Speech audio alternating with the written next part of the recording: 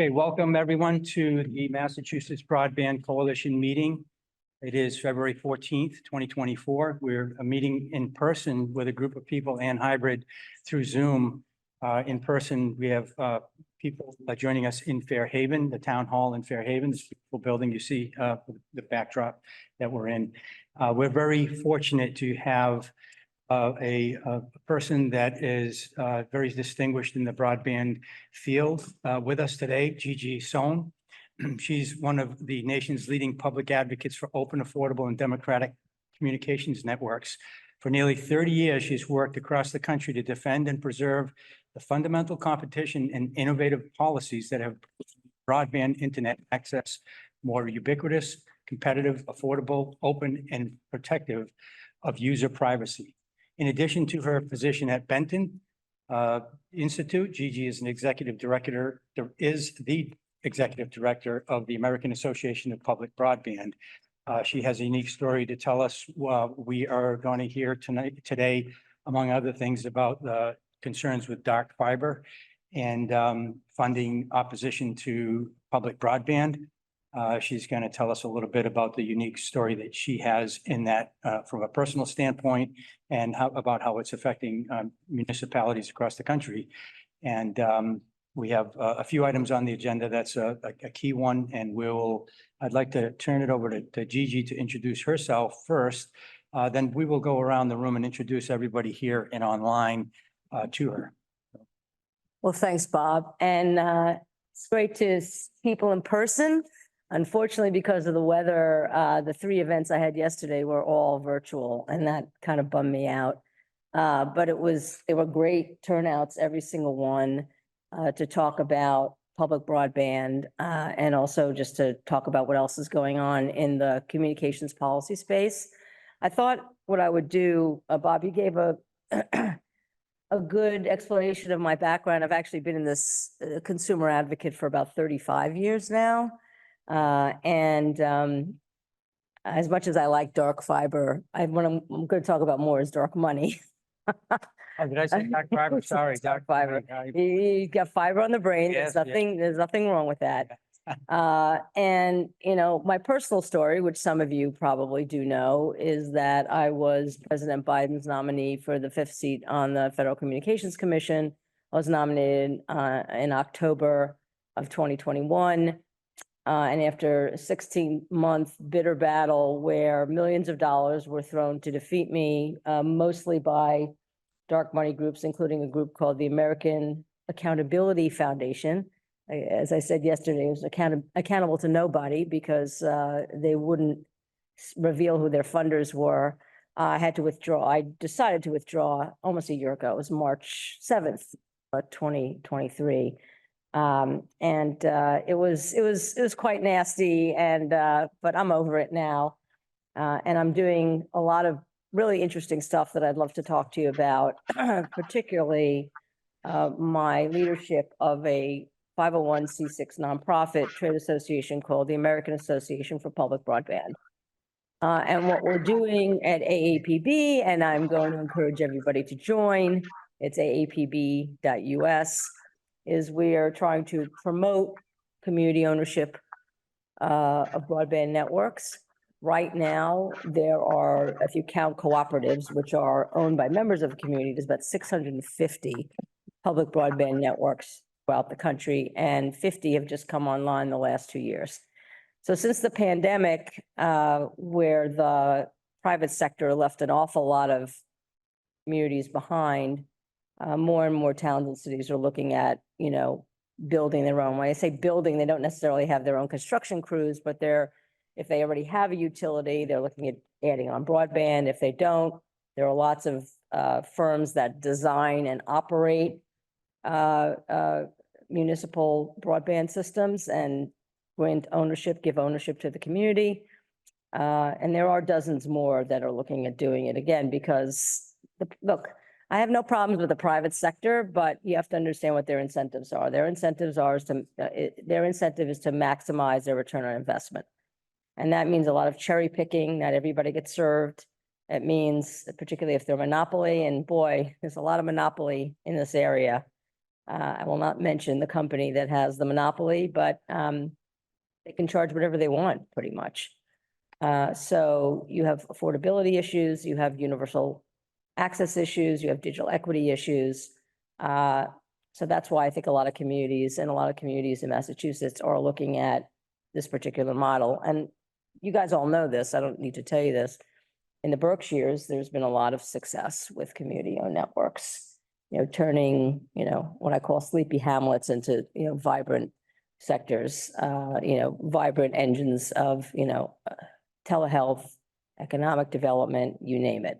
So I love it. I understand that most of you and those of you I've met here, and we should probably introduce the folks on the call as well, just so I know who they are. But I'll stop in just a second.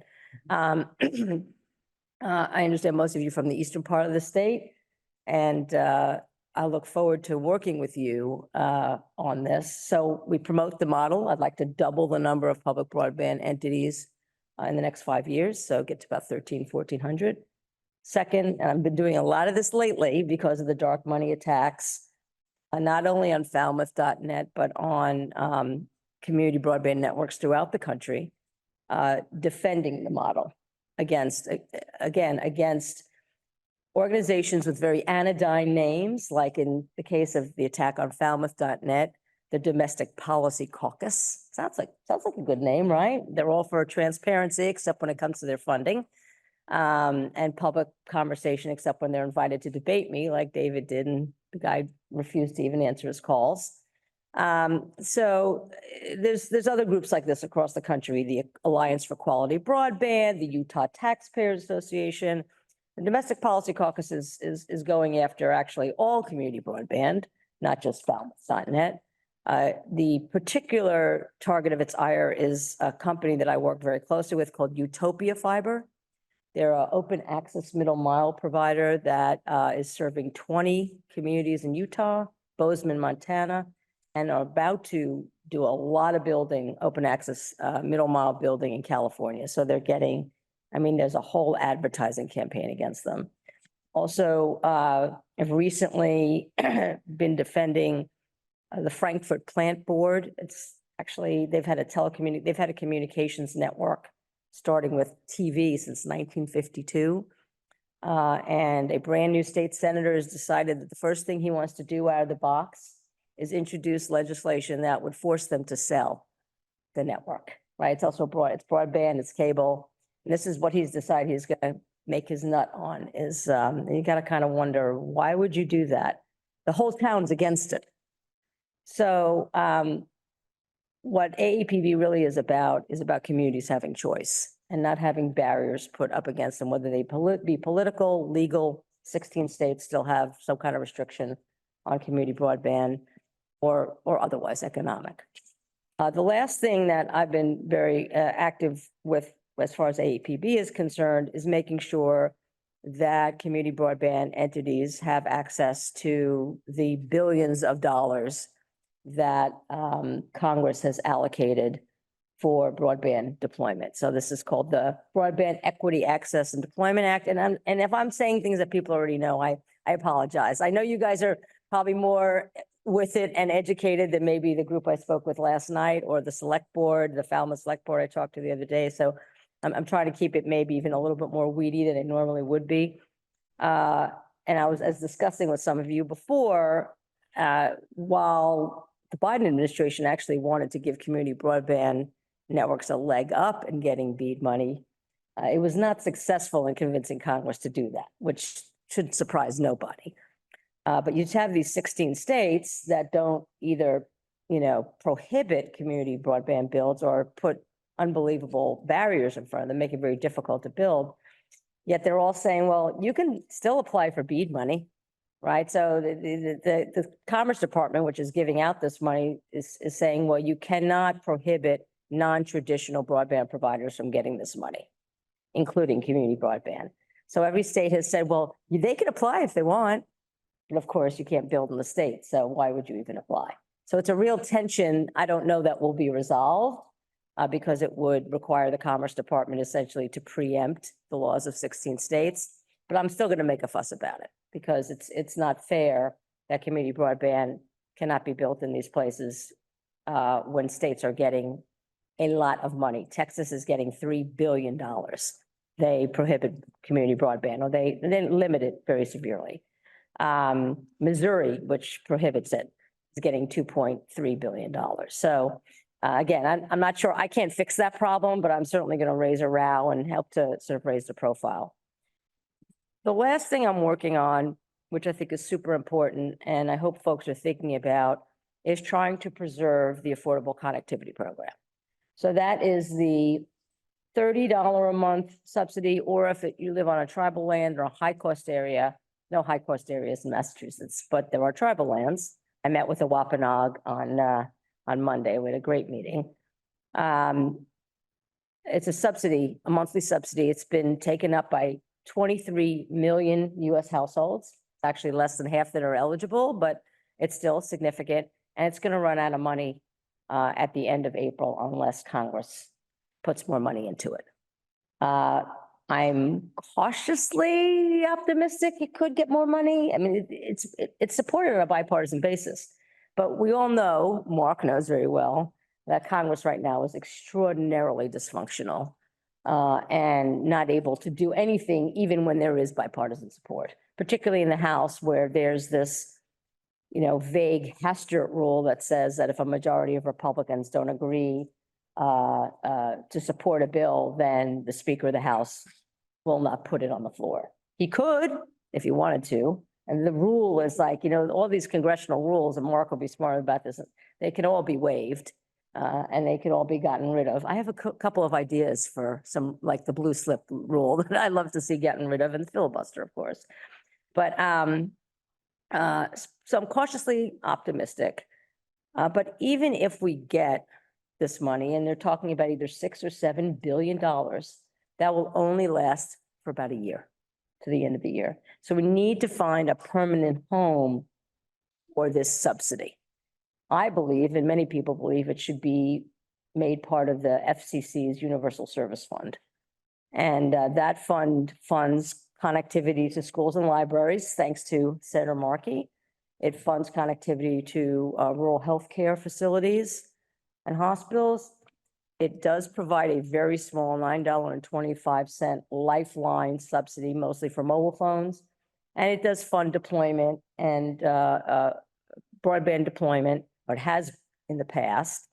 And also in places like Alaska, where there's no way you can make a profit, it also goes to pay for operating expenses. So it's a pretty massive fund, and it's, to me, makes the most sense. But the FCC needs to fix it first. And I can get into the details if people want to hear about how the Universal Service Fund should be fixed, but I won't talk about that now. So those are the things I'm working on. I think they're all tied in and related to each other. And I want to hear from you guys. I don't know what I'd like to hear, have folks introduced. And then I'd like to hear from you guys, what's on your mind?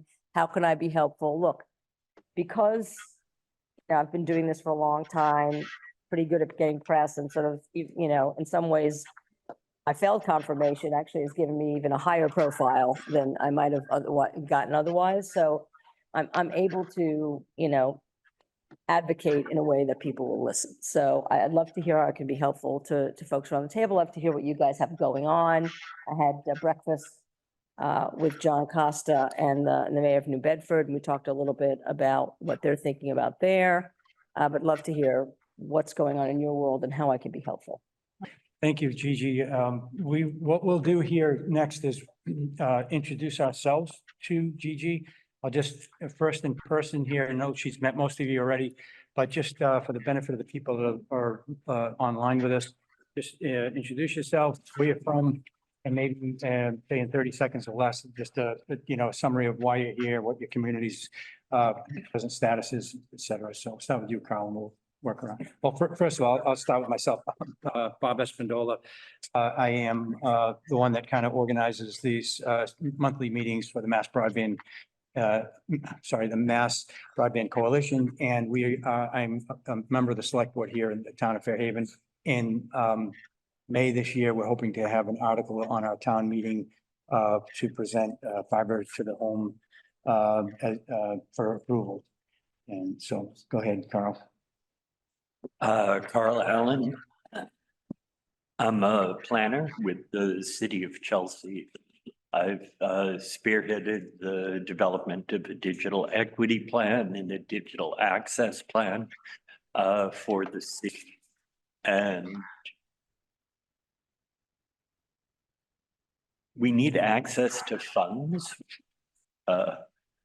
Minority poor cities that can't bond our way to a solution. And the Commonwealth has largely decided that all of its infrastructure funds should go to legacy providers, not to municipal efforts. So anything you can do to help. Okay, go ahead. Mark Lanigan from Senator Ed Markey's office. I'm our in-state telecommunications and emerging tech point person. So thanks so much, Gigi. Thanks, Bob. Peter Chase from Dartmouth. We started the process probably about a year ago.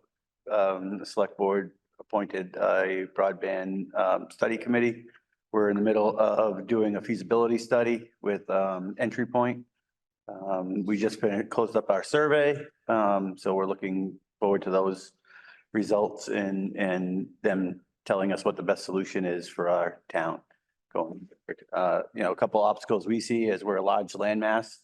So the number of potential subscribers per mile is very low in parts of our town. And then also another roadblock we've heard about is basically the one touch or something telephone problem. Let's make ready.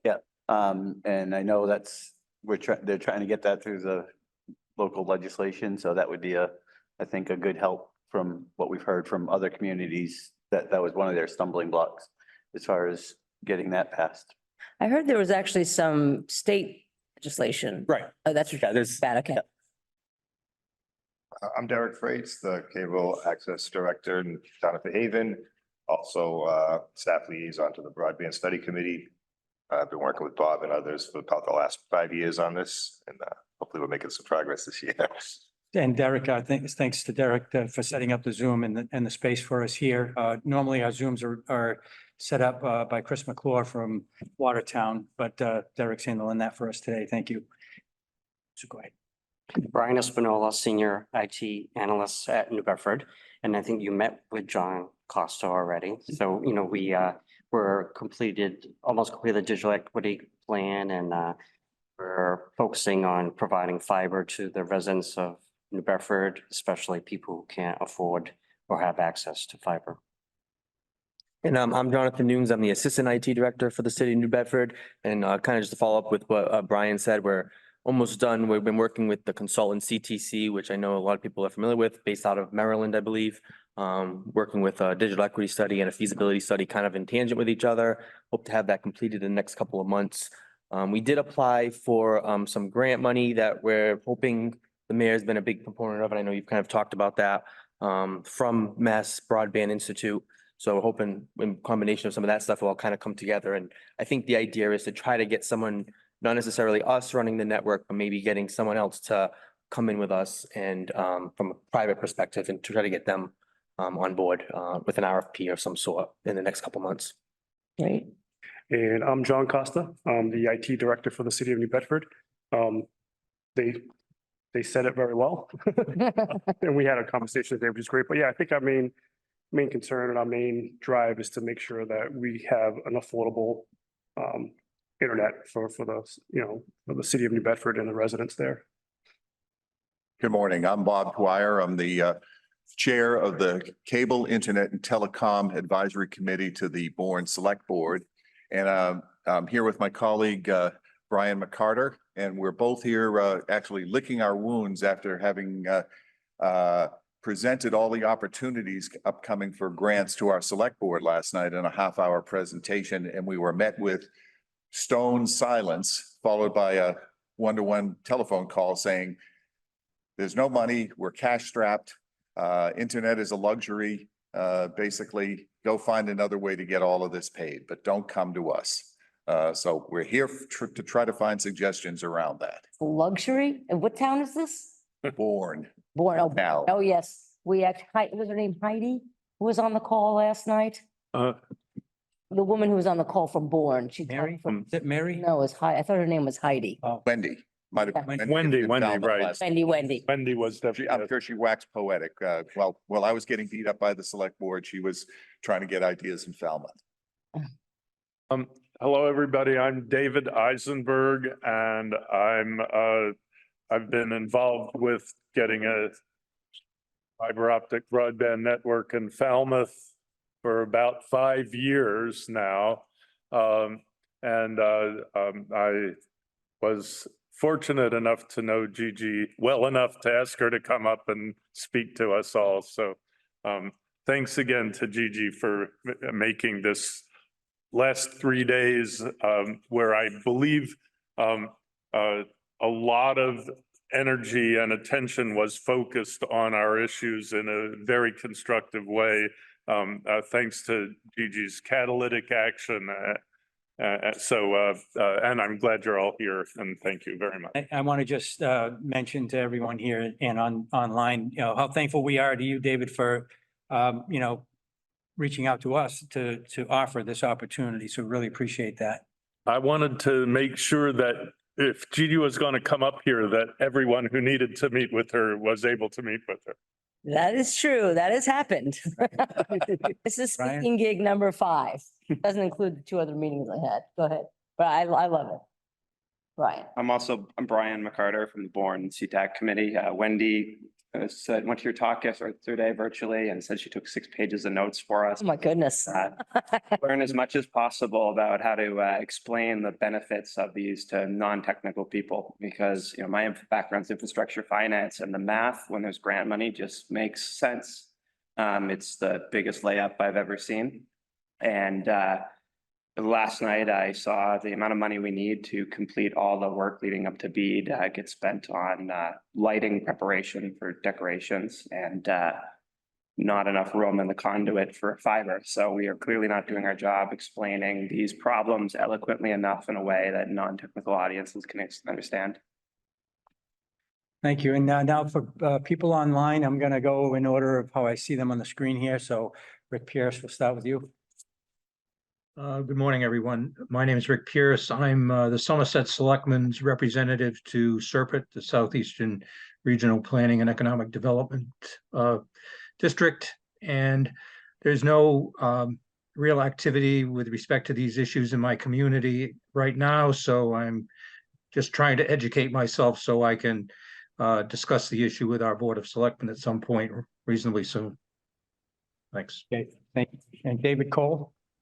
I'm from Westport, and we have passed the 2 votes required to set up a municipal light plant by our town meeting.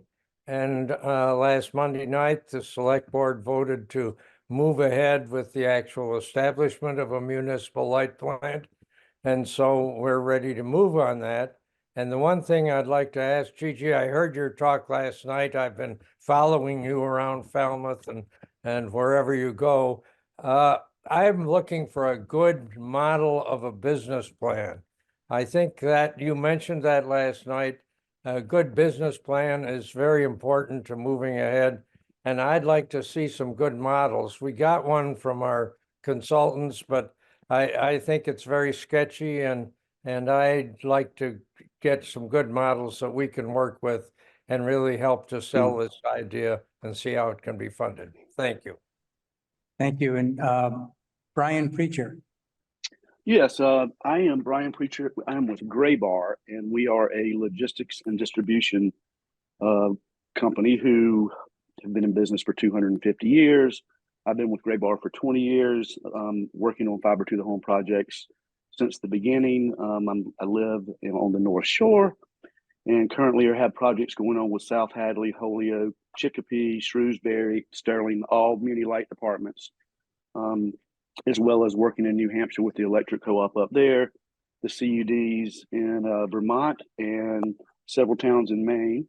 Gigi, I saw you in Maine back a couple months ago at the Maine broadband meeting, and really just kind of wanted to get my head wrapped around what's going on and just listen to what you guys had to say. Yeah, I'm very familiar with Gray Bar. It's a great company. All right, thank you. And Bill Sayers. Did I pronounce your last name correctly, Bill? I know we've spoken before, but Yeah, no, that's good enough for this. It's actually sites. I'm with Digital Ubiquity Capital, and we work with public entities, co-ops, nonprofits in providing capital and financial solutions, as well as operational design and build and other support they may or may not need in realizing a municipal-owned network and fiber infrastructure. okay. Well, we haven't gotten too far yet into to where we would come in, but we're certainly hovering around and willing to see where it all goes. Thank you. Derek Leffert. Yeah, Derek Leffert, Head of Government Affairs for Gateway Fiber. We're a fiber to the premise solution for towns in need of a competitor to the incumbent providers. Okay, so I missed a little bit of that. Was a vendor? We're fiber to the home and fiber to the business, ISP. Okay, all right, thank you. And Novo.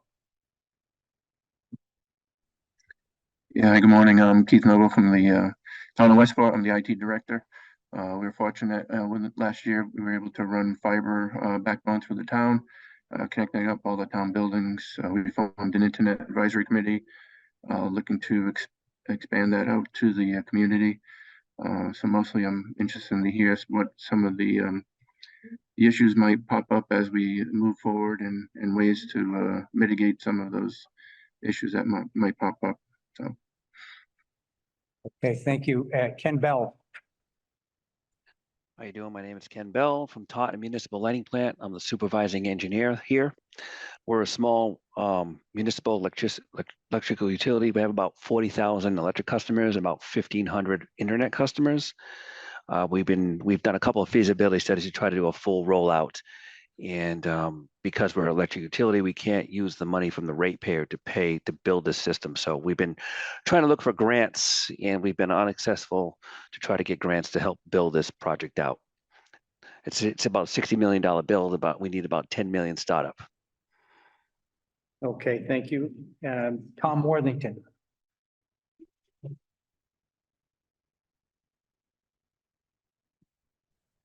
Hi, Tom Worthington, also with Taunton Municipal Lighting Plant. I'm the Technology Services Manager. New to the role as of 2 years ago. To add to Ken, we've been at ISP for 25 years now. We've been in the fiber industry for about 20 years. Recently, we've been helping surrounding towns go after the grant money to connect their municipals. So we've worked with Rainham, Taunton, Berkeley, Dighton, Lakeville. We provide most of the local first responders and school systems with internet service. Those are our biggest customers. We're very heavily populated in the industrial parks in our area, and we're really trying to crack into residential. Unfortunately, it is very expensive, and we're trying to free up some money, as Ken said. We've done numerous feasibility studies over the last 20 years, and without grant money, it just doesn't seem like it's something we can completely build out. So we're always have our ears out, listening for any opportunities, any ideas anyone brings to the table. That's kind of where we're here. Thank you. Thank you. And Sarah Lang. There we go. Hi, I'm Sarah Lang. I'm with Local Links. We are the operator of the MB123 middle mile network. So last mile towns and ISPs are our customers, along with CAIs via ISPs. And this has been really great for us to just understand, what our customers and our customers' customers are thinking and doing and looking forward to do. Tell me the name of your company again. Local Links. Oh, Local Links. Yeah, 2 words. Got it.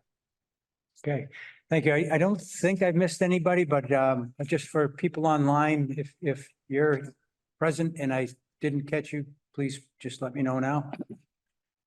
Ara Pierce, did you get this one? Ara Pierce. Oh, yeah, he got it. Pierce, he He was was up first. Yes. Yeah. Okay, thank you.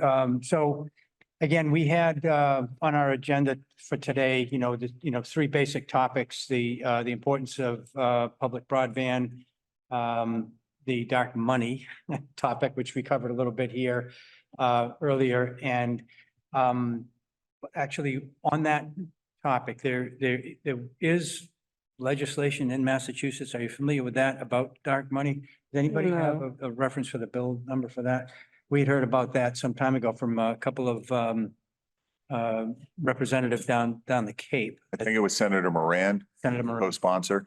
Right. I Okay. don't recall anyone else. It might have been the whole Cape delegation. It might have been Senator Sear and Delegate Sarah Peak, I think. Okay, that sounds familiar. And I think that the origin of that was in summer rentals, and it wasn't broadband, but it would apply. I think there were some projects that dark money was in opposition to in real estate and Corporate investors in what formerly were family-owned beach houses, beach cottages, who were buying them to turn them into Airbnbs. And there's some pushback on the Cape from that. And there were a couple of town meeting warrant articles in various towns, and all of a sudden, huge money came in. right. I think that was the origin for that. Okay, and so although it wasn't, based on broadband issues, it would be applicable to them.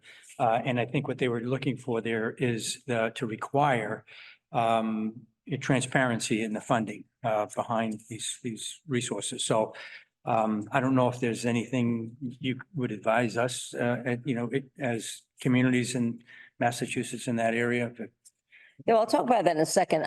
So I've heard two general themes from everybody, what I call barriers, obstacles, challenges. I used to work at the Ford Foundation. You always talk about challenges and opportunities. And they're really tied together, political and financial. So I was very taken by Bob and Brian's, and particularly Bob, when you said that the select board said, this is a luxury, we don't have the money for it, blah, blah, blah, blah. And I think part of the problem is, and I've heard this a lot over the last 2.5 days, is, well, our select board, they're all old, they don't understand, it's just too technical for them. And that's because we're using the wrong language, okay? David, I'm gonna beat up on you a little, even though you've been my chauffeur through like horrible weather. You started the Falmouth thing yesterday talking about fiber, okay? And that's not how you start the conversation.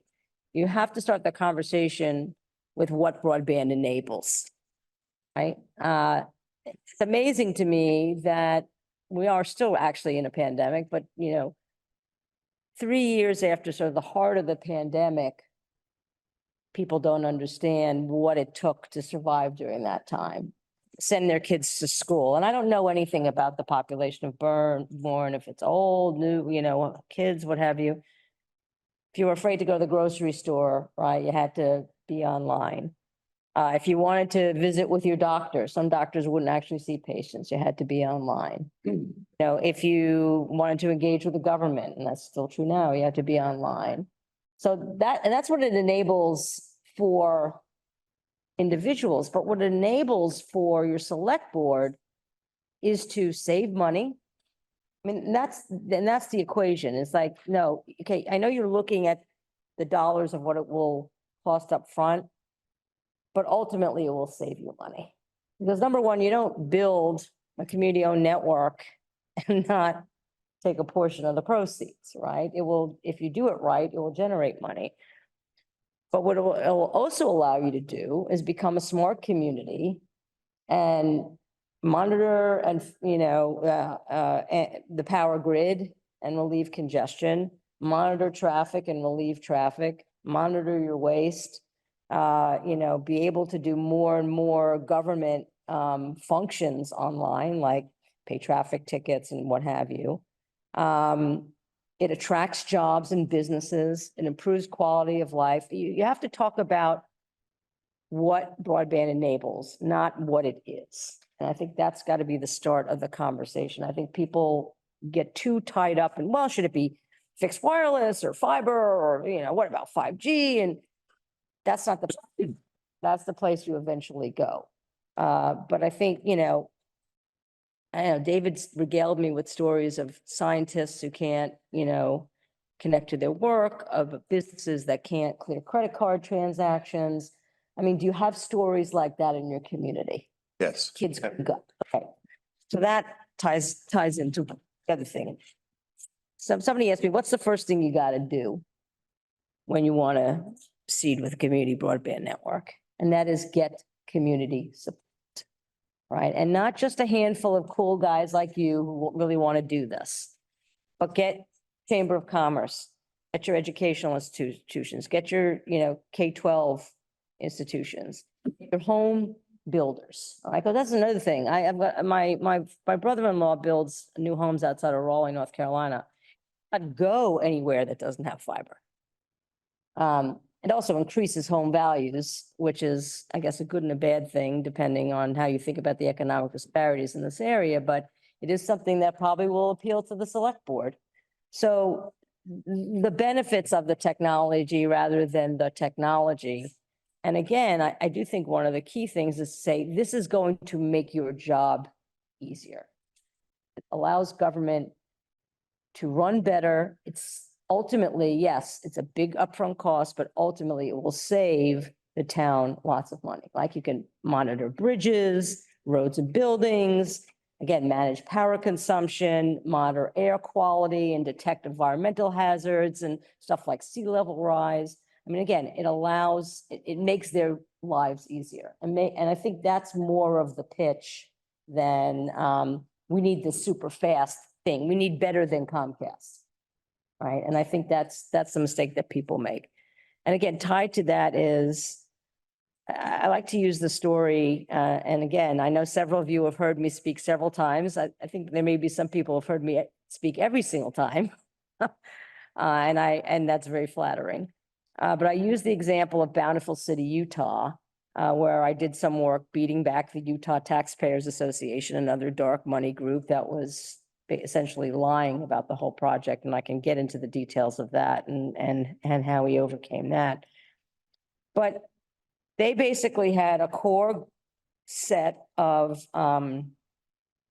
supporters, and they just grew that pot to meet individuals, institutions, businesses. I mean, you've got to have the city behind it. You could do polls, you could do polling and say, okay, if the town provided broadband for X amount of money, would you take it, and show the select board that it's very popular. But I think the best way that a select board is going to be moved is if you get a whole bunch of folks at a select board meeting saying, we want this, or on a letter. But having that community support, just having a good idea and knowing it's the right thing to do isn't enough.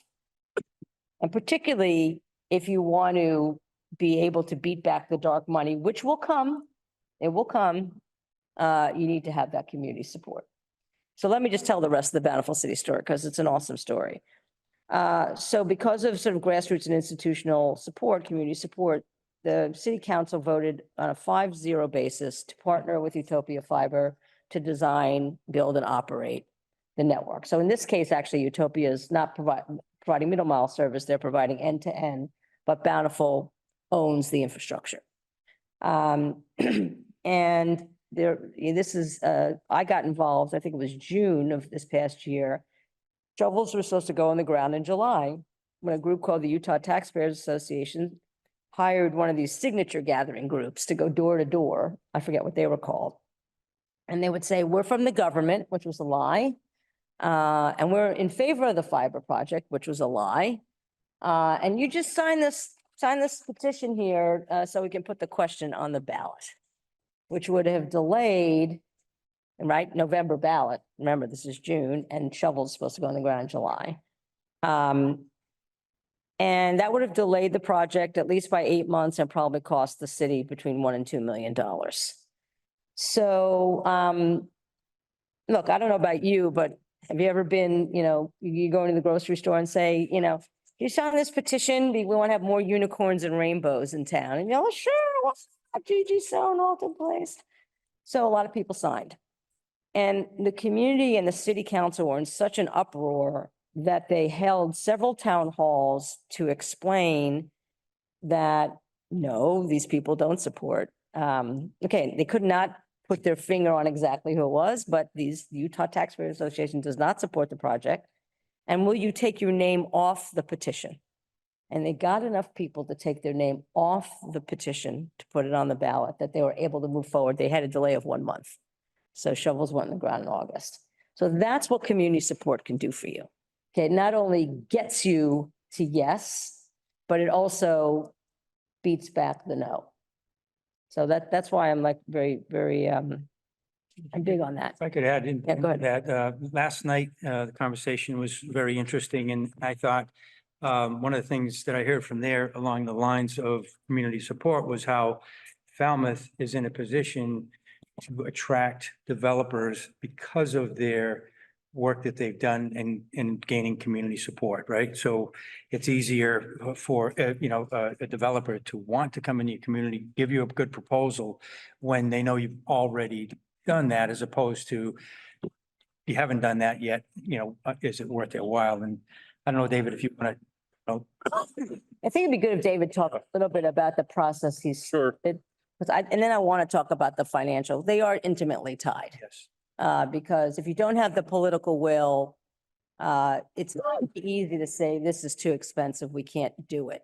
And there are funders out there for, I've got your name written down, I'm going to say it. Carl Allen. Carl. So Carl and Chelsea, I would recommend if you guys come from poor communities, there's an organization called Connect Humanity. Okay, and they specialize in financing networks in communities like yours. I don't think it would work for Falmouth. So I highly recommend, but there are funders, there's one on this hall. There are funders that specialize in funding plans, financing plans. Most communities that do community builds, they do general revenue bonds. That's what they do. And they can pay for themselves if you do it right. But again, a lot of people are nervous. Falmouth is nervous about their bond rating. Again, that's more about political will than it is having the money. Well, go ahead, David. So how Falmouth jumped ahead is a little bit of a story, but basically we held a public meeting just to talk about our idea, and we weren't even a nonprofit organization yet. We were just a bunch of citizens, and we asked for and got the public meeting room in the library, and we announced we were holding a meeting to talk about community broadband, and the room filled up. And we presented our ideas and talked about some other communities, Lafayette, Chattanooga, et cetera. And somebody stood up and said, I'm from the Economic Development Council, EDI, Economic Development Industrial Corporation, I think is the, EDIC is the acronym. I'm from EDIC. We're meeting on Monday. Can you come and talk to us? So we went and briefly recapped what we'd talked about. And they said, well, what's the next step? And we said, well, we need a feasibility study. And they said, well, how much would that cost? And we actually had talked to a couple of people. So we said ballpark $50,000. And somebody on the edict said, I moved to authorize $50,000 for feasibility study, and it passed unanimously. And we did an RFP, and we got the two best firms in America to do the study as our top two responders. Chose one, did the feasibility study, was widely read. The next step was high-level design. Well, how do we get a high-level design? That's a high-level design is basically blueprint for building the network.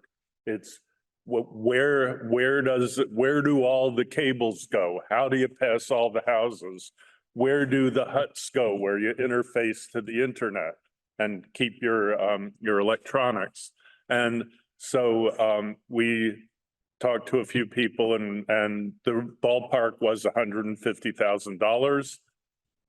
Our state senator, Sue Moran, in conjunction with our two reps, David Vieira and Dylan Fernandez, got the money in the next budget.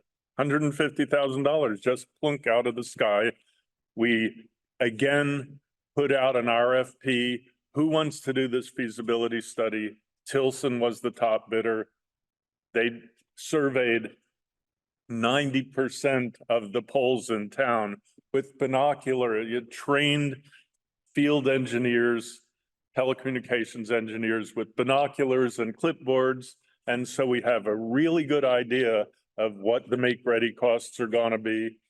They identified a few places where the poles were in such bad shape that the make-ready would be so expensive that they proposed doing underground for those areas. But the bottom line is we, by virtue of those two steps, thanks to our state delegation and the Economic Development Industrial Corporation, we were able to leap ahead, and we're now talking to potential people who could build and operate the network. So happy to help any of you figure out how you can get your towns there too. And if I could ask you, Gigi, when you talk about the finances, could include, in your discussion, opportunities or direction for regionalization, because we right here locally have Dartmouth, New Bedford, Fairhaven, Mattapoisett, and Westport at one point was talking with us about doing something together to have the economies of scale, working with a developer. And we've struggled with, how do we, all these different municipalities, find the funding, work through all our individual needs. And so. Yeah, I can just address that right away. I mean, some of the APB's biggest members are the communications union districts in Vermont. And that's essentially what you're talking about. You're talking about a number of towns, cities getting together and building infrastructure jointly. And obviously there are great efficiencies to be had by that. I mean, that's the upside. The downside, of course, is you've got to get a bunch of different governments to agree to row in the same direction. So I think that's definite. And I've been maybe pushing David a little bit towards that, thinking about, why not get a bunch of communities on the Cape? And that's something I think you guys in Bourne should think about as well, to gather together. I think it's easier to get financing. I think, it sort of spreads the opportunities and the burdens among a bunch of different players. Again, that's the upside. The downside, again, is can you get all these little select boards, right, rowing in the same direction? I'm sure that is not a small thing. And the funding piece of it is, even getting off the ground, like, they were fortunate in Falmouth to have funding source that they had to do these, the high level studies. Yeah. And even just getting a collective group like this together to work through those issues, seems like you need a consultant that would kind of pull everyone together and help guide you through the process. And, I don't know if those kind of things don't qualify through Mass Broadband Institute, as far as I know, that type of an opportunity. Right, but that's where I think your state rep, your state senator, I mean, that's their job to get you that kind of money. Okay. So I thought, David, you said that you guys did get a grant from, or did somebody say they got a grant from MBI, just like to do a feasibility study of some sort? No, our grant was from our local economic development industrial council, and then we got we got 150 for the feasibility study, and then we got another 100,000 sort of just on spec for future hiring expertise and legal advice and so on like that. Right. I think I know the story you're talking about. I believe New Bedford got a grant through MBI for speed testing, but there was a private donor that relayed the money to MBI, is my understanding. Oh, that's interesting. Uh, I mean, that's also another option, right? I mean, is to see if you got any wealthy folks in the community who are willing to put up some money to do something like that. And the idea about this local delegation, assisting that process and maybe tying that into the ARPA funding that you said was available more immediately, right? Right, Last yes. night. So that's a great suggestion. Maybe we should, take that The up. ARPA funding is available now. Now, again, I'm still trying to, I was told this morning that is what's the name of the funding? Gap, What? gap fund. Gap funding. That is the gap funding that the MBI is giving out. That's, MBI consultant put so the problem with municipal budgeting is it has to be done at a town meeting in Massachusetts. So for a lot of small towns, it's a once a year occasion. And so in order to utilize GAP, you'd have to apply for a GAP co-funding waiver. Buried in the co-funding waiver language requires the entity applying to already possess debt related to broadband. So that immediately blocks most towns that have a new network with the grant. and that's something that the MBI just kind of did. Written in there, I brought it up with them and they didn't know it was there. And the city that's the funding that we went for. We already had debt as a city towards that. So that's why we were able to apply. Again, we don't know, we haven't heard if we've got the funding, but that was part of the reason why as a city we could do that. Yeah, I wonder who put that provision in, imagine. Are you suggesting, Brian, that what I was referring to before about this regional group kind of looking to get ARPA funding would not work because it's already designated through the GAP? So MBI said they don't want to be a pie in the sky institution that's unreachable anymore and wants us to engage them, their own words, engage them when grant rules are prohibiting good ideas, basically. So that would be something we probably have to work together on and approach them in order to modify some of these grant rules. Since it's way past any of the statutory deadlines, they're gonna have to do it under some alternative authority. Since it wasn't done in the initial drafting of these things. I mean, again, this sounds like something that you get your state reps and state senators or Senator Markey engaged in, Okay. right? And Senator Warren's interested as well. I think there was like, this seems. ARPA money, it's basically too late for. I agree with you. It has to be encumbered not by MBI, but by you before the end of the year. And yeah, it's a little too late, even if we get it modified, which is often the case. We get these rules handed down to us with not enough time to react to them and not enough time to assess them and make comments while they can be changed. No, I know, because I have 750 set aside by our community ARPA committee that I'm going to use to pursue a business plan and a pilot. I spent a lot of time with Connect Humanity. They funded our digital action plan. So I have a message question for you that I struggle with. So the outcome of our digital action plan, which was kind of a high-level business plan and preliminary design, is that we could provide symmetrical gigabit service to every resident in the city for a little more than half of what Comcast charges for shit service. Right. That would place us as having the best internet connectivity in Greater Boston. People are petrified that this is fuel for gentrification. And that all of a sudden, if you have the best internet service, you'll have all these work-at-home people saying, I should move there. And that this will massively displace people who are struggling to stay in their community. That's a real concern. Chelsea is sort of in a lower socioeconomic. Can you tell us a little bit about the socioeconomic status of the residents of Chelsea right now? Median income in Chelsea is roughly just over half of the median income for Greater Boston.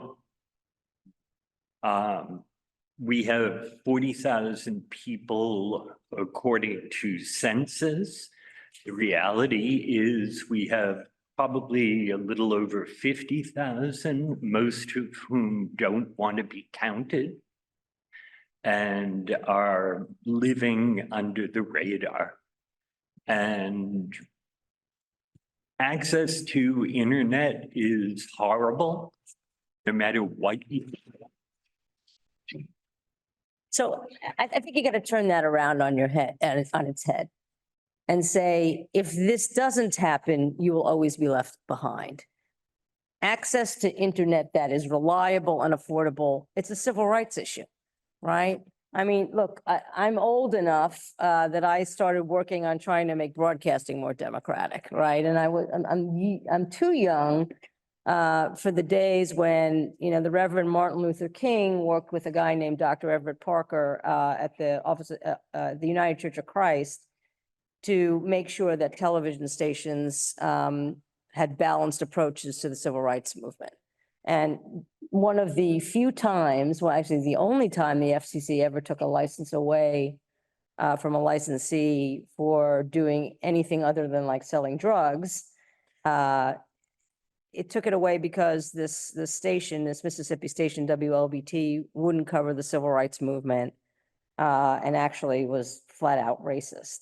And this is really, if you don't have access to this, you cannot be a full participant in society and the economy. You can't even apply for a job in a lot of places. No. Even at McDonald's, right? So I think the way to portray this, I'm not saying their fears are unfounded, I'm not poo-pooing it, but I think you have to kind of turn it on its head is without this, you will have trouble getting jobs, you'll have trouble advancing, your kids will have trouble going to school, you might not be able to reach a doctor at certain times. I mean, this is going to put you further and further and further behind. If you have any dream of ever advancing and getting out of Chelsea, then this is something you really, really need to have and portray it more as a economic justice, civil rights issue more than a gentrification issue. And we do. Yeah, and you acknowledge, I acknowledge, you know, your concerns, but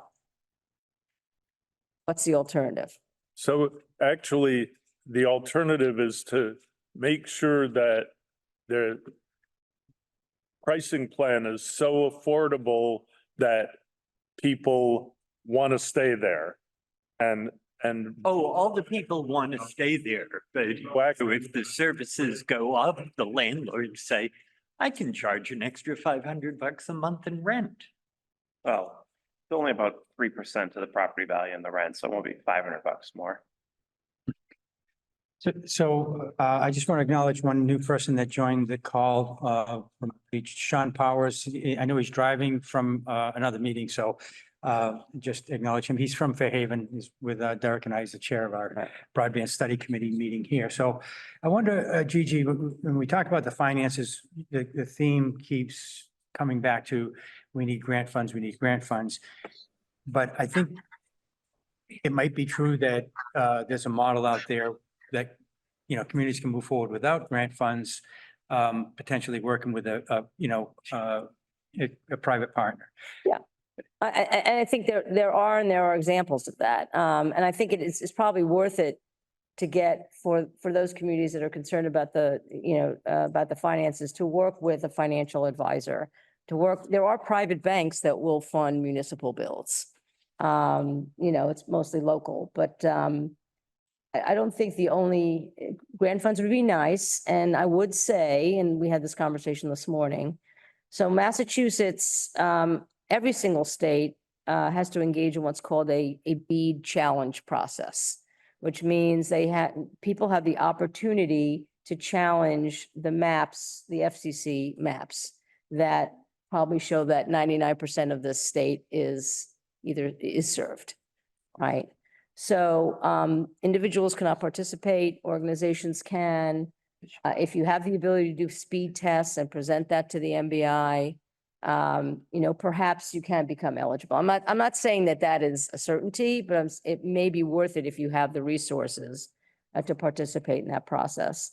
I wouldn't necessarily entirely give up on BEAD, but I also wouldn't make it the cornerstone of one's funding. But I would look to possible, again, if the town is not willing to move forward, although hopefully if you can make the case, it'll ultimately save the money, they'll consider it. Some banks will do a hybrid where the town puts up some and they put up some. So I wouldn't totally dismiss private banks as a source of capital. I mean, there's a gentleman here from Digital Ubiquity Capital. I'd like to hear what he has to say. Go ahead, Bill. Yeah, you're right. First of all, now you know the reason why I'm hovering around, or we're hovering around. The political will is absolutely crucial to get to the financing area. And was there a question or not? In terms of financing, every town is unique. Every village, every county, everything is unique, geographically, topographically. Citizens, but you have to, there is no absolute solution. You've got to, once you get the political will, you have to look at and do as you sequenced earlier, feasibility study, high level design, get an idea of the costs, get an idea of the available grants. And in some cases, the technology may modify from fiber to something else if that will make the solution. As Gigi said earlier, just get the connectivity for right now until you can really build out what you want. So, that's sort of what we do is once you get the political will, okay, let's do a feasibility study. Let's look at all the aspects of the demographics and geographics of the area, what you want to achieve, and how do we tailor the scope towards those aspects. So, Bill, would you say that you have experience or are working through possible developments now that could move forward without the benefit of any grant funding? Well, without naming a project, we're working with 5 counties in the state now, and each county is going to contribute some ARPA funding. There's some capital projects funding that is being made available by the state. And we're going to be talking about getting that, and then obviously the BEAD funding later. Because there is no certainty on the grant funding and how much the public investors are going to put in with the private investors, we're just going with an overall cost matrix for them and saying, okay, this is what it would cost to do what you absolutely want. Now, what is the reality of this? If you're going to do this matrix, the absolute best matrix, you're going to need X amount of dollars and you're going to need X amount of grant funding. If you don't get the grant funding, okay, let's change the matrix, let's change the scope of the project and move it towards where we can still help the citizens, but maybe with a less costly technology, or we try to seek out other investors. We take a long-term investment. We're an infrastructure investor, so we take a 30-year horizon, as you know, Bob. So you can, when you're not taking the short money, you can come up with probably some more solutions. Once you have the political will, and as Gigi said earlier, once you get the grassroots saying, hey, we really want our kids to be able to learn from home, and our elderly patients like me take telehealth and all the other things you can do with broadband, you can get money from the government because your political leaders are elected by you, and if you make enough noise and you absolutely say, hey, these guys have got the plan, we've got this, how much grant funding we're going to get, don't play games, let's just everybody be grown up, sit at the table and say, what is realistic here for all parties? So does that make sense to you guys? Yeah. I'd also wonder if you could tell us if we talked a little bit earlier about, Gigi mentioned that, these, if you do it right, the community can benefit financially from building out. Now, if the community goes all private, then obviously the private entity that funds it is going to stand to gain from it. What kind of advice would you have for communities that are really interested in some kind of a balanced approach or a hybrid approach, where, they're looking for a partnership that would fund, say, half or the majority of the project, but still have some element, that allows for them to, have a long-term financial benefit? I think, you're muted, You're right? muted, Bill. You're muted, Bill. One of the models we're using, and we have a couple of models, but one that may address your question there is the primary object is to recoup and pay off the capital infrastructure.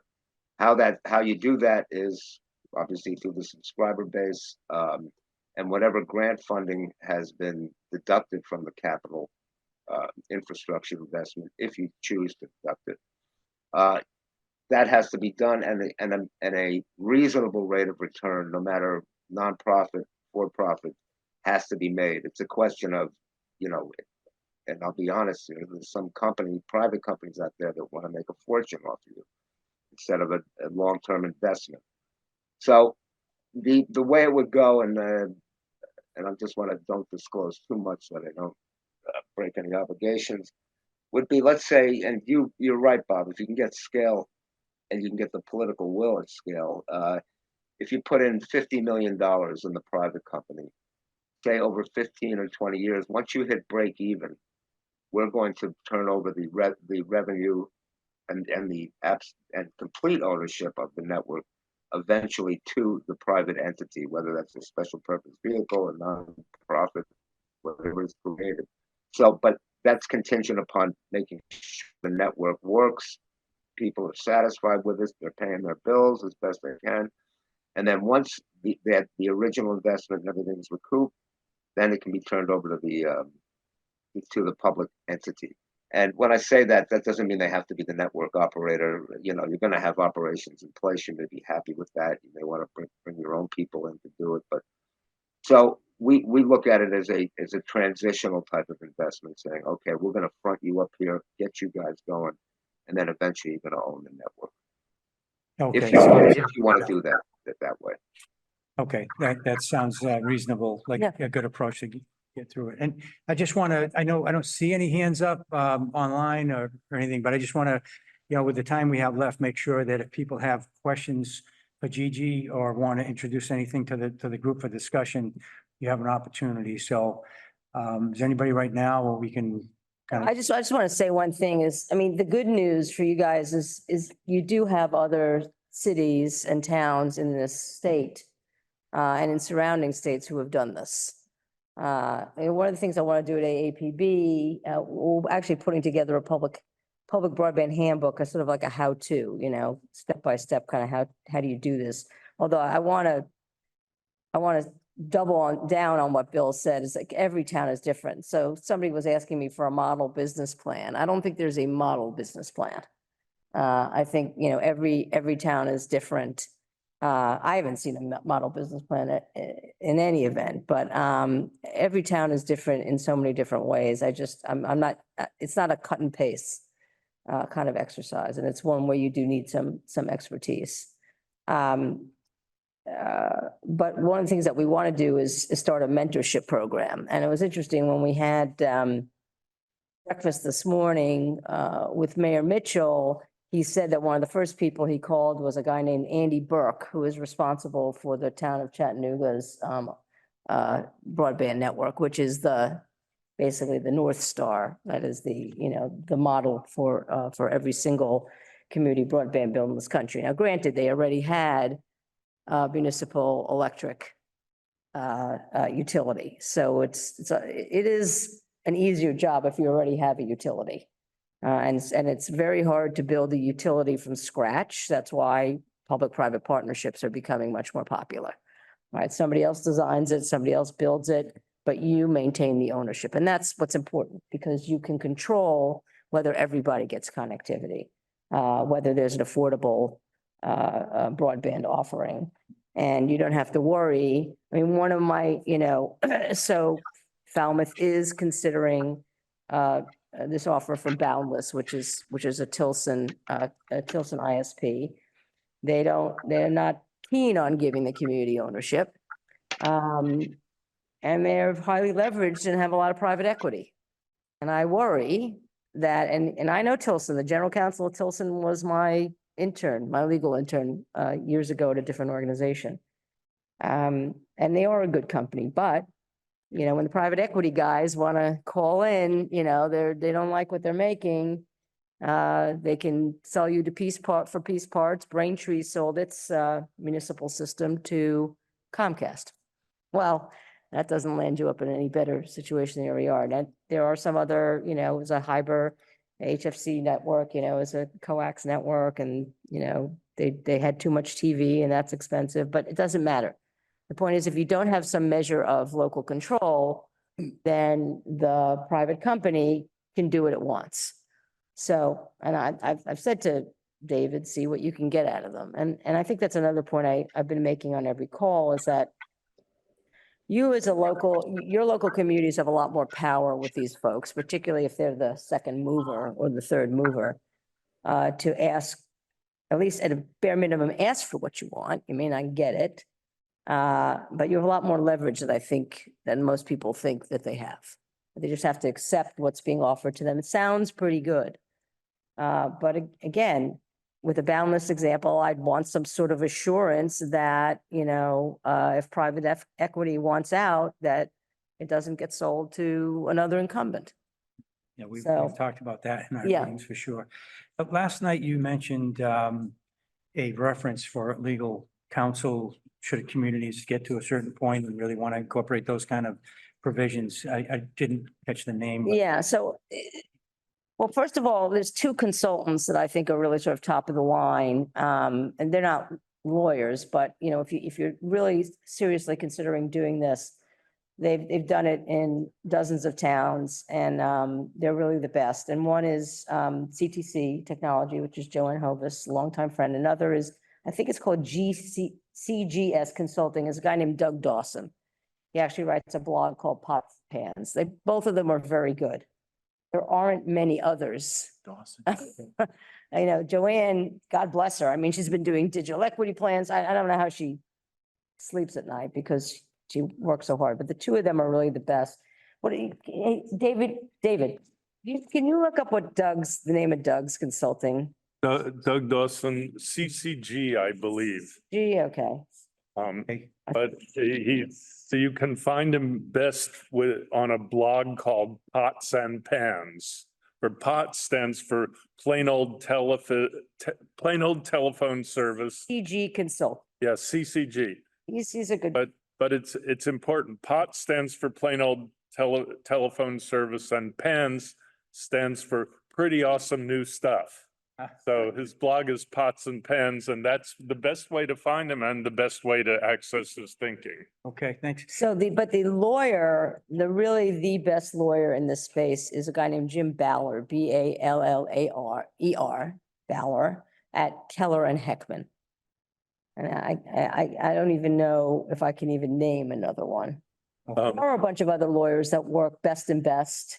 But they work with municipalities, but not really necessarily, more on cable stuff, but Jim Baller is the best Jim's head and shoulders above everyone else in the space. and very passionate about it. So just as a, matter of time check here, Gigi was originally planning on leaving at 11:30 or very close soon after. Yeah. So at any point, she's gonna, I could probably stay for 5-10 minutes afterwards, but I want to catch a plane, get home, and my wife a happy Valentine's Day. yes, right, we were supposed to be scheduling a select board meeting tonight, and I said, gee, as much as I love being here. David, go ahead. David Cole, you have your hand up. Okay, I just wanted to say, when I was asking for a model business plan, I don't mean the numbers. I mean the kinds of information that you need in the plan to be able to sell the project. And I would think there may be some good ones around that one can just look at the kinds of information you need. I don't think we got a very good one from our original plan, and so I'm looking for a better one. That's my question. All right, I'll see if I can get my mitts on one. Thank you for that. Also, I don't know if there's enough time to kind of get through this next question, but earlier you mentioned, Gigi, and we've heard through Sean Gonzalez from the Institute for Local Self-Reliance, a lot about the model in Vermont with the CDUs. Yeah, CUDs. And is that, if in Massachusetts, we were looking to promote something like that, is that something that's going to take us years? Is it who would go about doing that? Yeah, so the CUDs are created by the state. I don't know why you would have to necessarily, I mean, they are an actual entity that's recognized by the state and an entity, they're actually, Christine Hallquist is the head of their broadband office, would actually like all the BEAD money to go to the CUDs, but NTIA, the Commerce Department, told her she couldn't do that.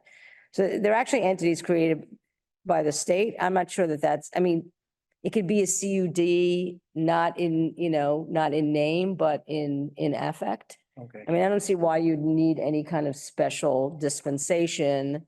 Do they have taxing or bonding authority? Excuse me? Do they have taxing or bonding authority? They have bonding authority, yeah. So that's why. Yeah. Okay. So that also might be something that we'd want to talk to you about, Mark. I mean, That it's- seems- yeah. If, then we might be able to get some assistance on that, and at least understanding, talk about this regional effort that we've talked about down here. That's our own personal interest in that subject, and don't know that it needs to be contiguous, or if there was some opportunity for Falmouth to work with, and communities down the Cape to also work with us here, or it has to be. It doesn't need to be contiguous, although I would think, it would be logistically easier if it would be. Sure. And that's the other thing, I'd be happy to get you in touch with some of the CUD folks. If that's something you're interested in, they'd be happy. They like spreading the gospel of CUDs. That would be helpful. Washington State, they're called public utility districts again, but they are a special, you're right, they have special bonding authority and they get that from the state. Maybe we could set up for a future, like maybe next month or the month after, to ask them to join us virtually for a discussion. If Yeah, just make sure you ask me. I usually work with a guy named FX Flynn, who's at EC Fiber. They've been operating for a really long time. A woman named Krista Shute, who's she's sort of, it's newer, NEK Fiber. And there's one other, Maple Broadband, and Ellie DeVilliers. They're wonderful, and they'd be more than happy to talk to you guys. Okay, I'll connect with Yes, you, please do. after this, so. But that's something that ought to be explored, like, a more regional model or CUD model, I think would be a very, very good idea. All right. And, okay, so, maybe we'll be able to end on time at 11:30 if, if there are any, unless there are any other final questions here. So just before we drop offline, just, did want to, present a very small token of our appreciation to Gigi. For swag, awesome. And I just want to say, thank you. Can I look at it? That's just something to hopefully help you remember us here. Oh, yes. That's a local Chocolate. You guys, somebody must have talked to you. best chocolate in beforehand. the United States. No offense to anybody else, but our local Right. company, Dorothy Cox, is here, and something to keep your feet warm that says Fairhaven. Oh, I love it. So, Thank you guys very much. I do want to say, please do keep in touch. I am doing, particularly this fall, I traveled all around the country, Oklahoma, Maine. I think somebody said they saw me in Maine, which that was a lot of fun. Seattle, Michigan, the Merit Network had this great Michigan Broadband Summit. I don't even remember. I know there's at least two other cities I was in. And I'm spreading the gospel and really wanting to help folks think through this and find the right right resources. Like, I'm not going to be the person who writes your business plan. I'm not going to be your consultant who figures out the make ready. But number one, I can get you in touch with people who can do that. And number two, if you find yourself in a position where you're being attacked, I can really help you there. I mean, I do think I helped. I'll pat myself on the back a little bit. I do think I helped to raise the level of heat on this, digital mass priorities, domestic policy caucus. I did help in Utah when the Bountiful City people were being undermined. I had an op-ed in the Salt Lake Tribune, and it just started to raise questions and started to get people talking. And Noel at the Falmouth Enterprise has been very dogged in continuing to ask the Domestic Policy Caucus, who funds you, and it makes when you shine the light, the cockroaches go back in the corner. So I definitely have a bully pulpit for that. So I hope people will call on me. Frankfort, Kentucky, I just got a call out of the blue because I think I mentioned this last night.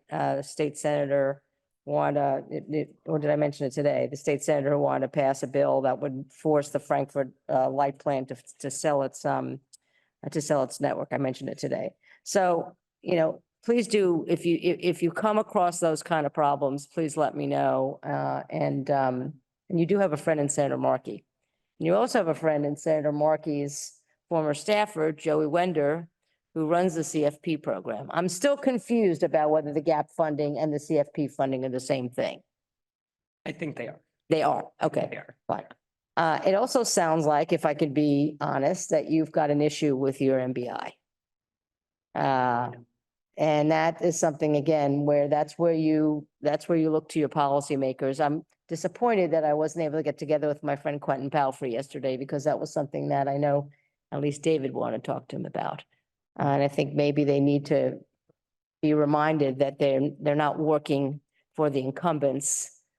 They're working for the entire state and the citizens of the state, and that it's better for the citizens of the state if there's competition and transparency and not rules set up to make sure that a handful of companies get the money. So one last note on a plug for your organization, AAPB. There is a membership opportunity. It looks like a government agency would be $1,000. I don't know if I'm going to say anything about the benefits of joining. Well, the benefits of joining is that you get my full attention. You probably get my full attention anywhere, but if I don't get paid, then the organization can't survive. So I'd urge you to join.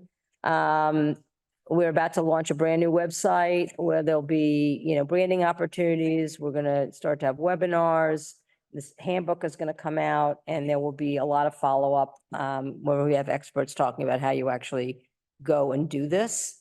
There are dozens, as I said before, dozens of communities across the country who are looking at doing exactly what you guys are doing. So I'm hoping to kind of form a community of folks talking to each other, the folks who have done it successfully, folks that want to do it.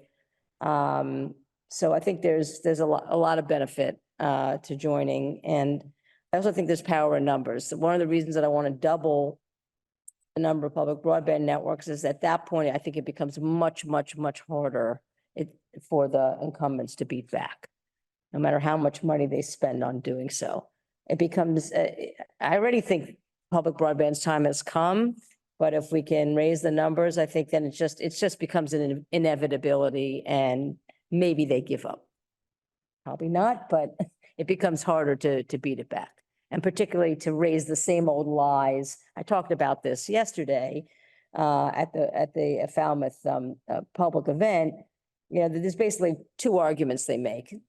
All public broadband networks are failures, and they use examples from 20 years ago when nobody wanted broadband and the equipment costs were high, and there were some failures. There are also some spectacular failures in the private sector. Adelphia, which I understand was an ISP here.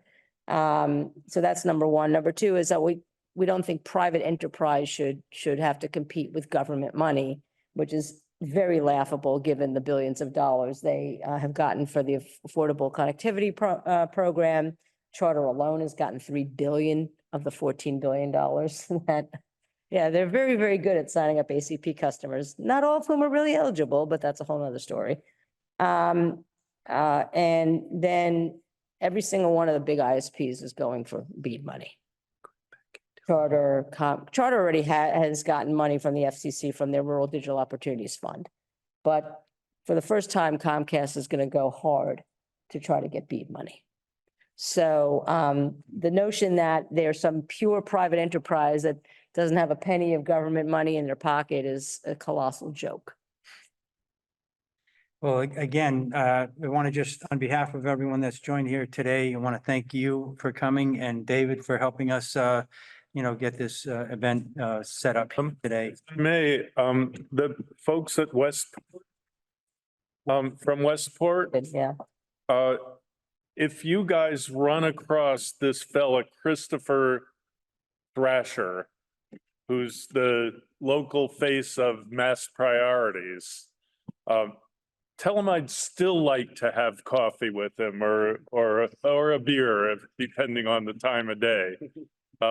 I think person to person is the way to go. And